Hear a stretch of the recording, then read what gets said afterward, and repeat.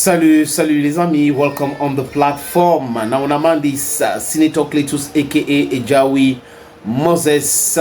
C'est votre plateforme. Nous allons parler maintenant de André Onana, Nicolas Aluji et Samuel Etofi. Ces trois noms ont quelque chose à voir avec cette podcast. Vous allez savoir dans quelques instants pourquoi. Mais avant les amis, abonnez-vous, cliquez sur la cloche de notification, partagez les vidéos. Et si vous aimez ce podcast, commentez, mais commentez comme d'habitude de façon responsable, les amis. I will blow fire now, blow fire.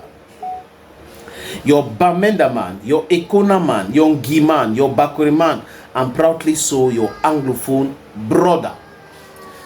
Appelez-moi Sa Majesté Sénateur Cletus Lunzi, l'homme qui aime la vérité, qui adore même la vérité.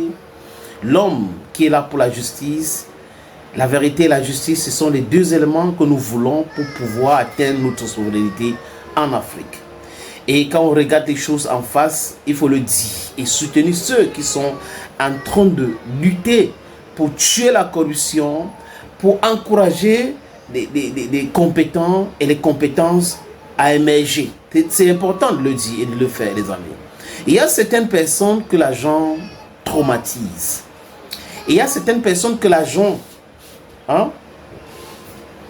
pousse à dévoiler leur comportement sale. Il y a des gens qui sont des hypocrites nés. Donc vous avez quelqu'un qui n'a rien, mais qui demande à tout le monde, qui demande de l'aide. Et après, bam!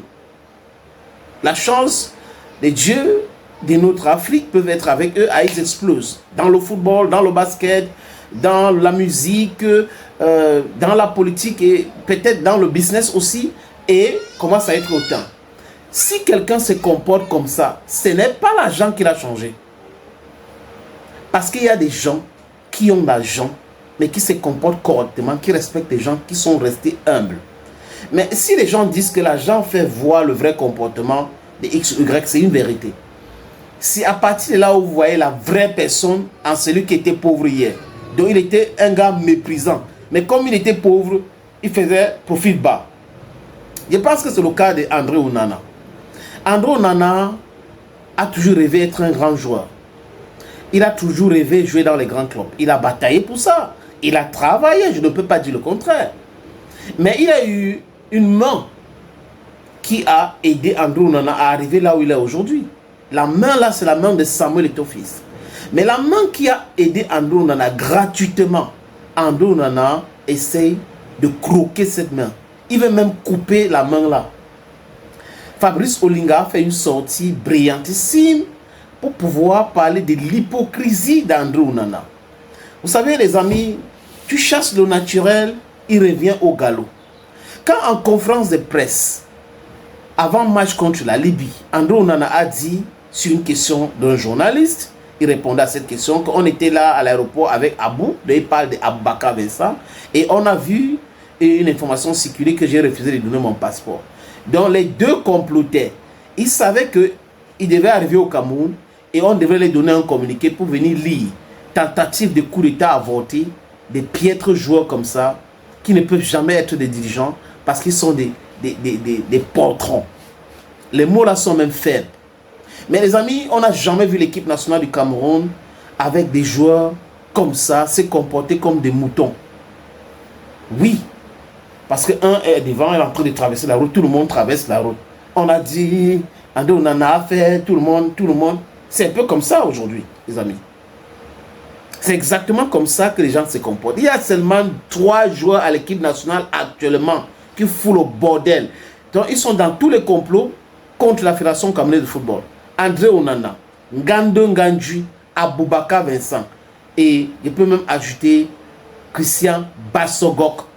Voilà les 4. Christian Bassogok, André Onana, Ngando Ngandji et Aboubacar Vincent. Les 2 premiers que j'ai cités ont fait la Fondesport, la fondation Samuel Etofi.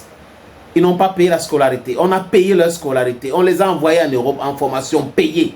Mais aujourd'hui, c'est eux qui se sont retournés contre Eto'o. Ils sont en train de tout faire pour que Eto'o tombe. Quand tu vois un traître, ça saute à l'œil. Et les gens, les profiteurs, des cyniques, des jaloux, des haineux, ils sont en train de les encourager.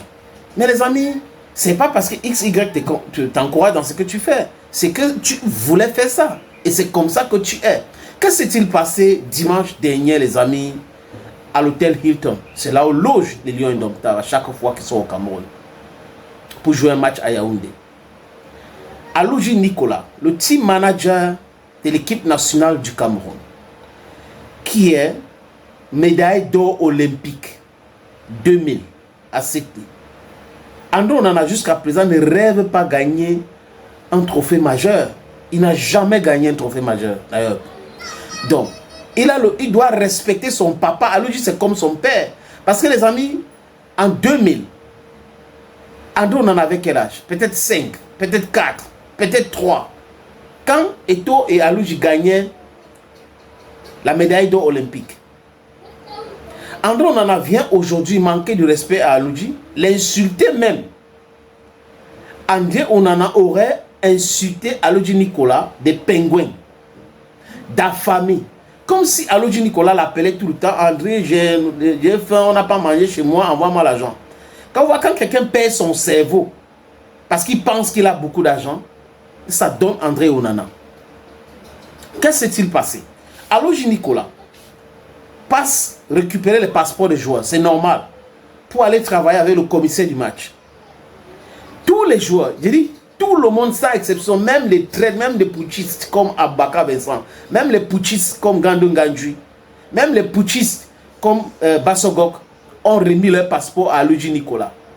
La seule personne qui pense qu'il est incontournable, il peut faire comme il veut, c'est André Onana. Et selon les informations que nous avons eues, André Onana refuse de donner son passeport un premier temps en insultant Nicolas Aloji, comme je vous ai dit tout à l'heure, des pingouins, d'affamés, et il a commencé à crier comme s'il y avait la guerre, il y avait un problème. Nicolas Aloji a gardé son calme, c'est-à-dire que son calme olympien. Il observait Onana. Onana quitte de Nicolas Aloji pour commencer à insulter Samuel Eto'o fils. Insulter copieusement Samuel Eto'o fils devant Nicolas Aloji et d'autres joueurs qui ont assisté à cela. Eto'o vient faire quoi dans ta discussion de passeport avec Aloji Nicolas?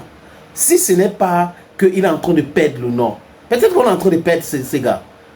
Mais quand on fait la lecture, après on écoute ce que les autres disent, il est comme ça. Il y a des gens comme ça qu'on rencontre dans la vie et qu'on regrette avoir rencontré.